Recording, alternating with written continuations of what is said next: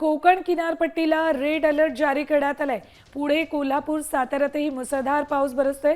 मुंबई, ठाण्याला पावसाचा orange alert जारी झालाय। संपूर्ण विदर्भासाठी येलो अलर्ट जारी करण्यात आलेला आहे। तर मुंबईला ऑरेंज अलर्ट जारी करण्यात आलाय। कोकणाला मात्र आज रेड अलर्ट जारी केलेला आहे। कोकण किनारपट्टीला मुसळधार पावसाचा तडाखा बसण्याची शक्यता आहे।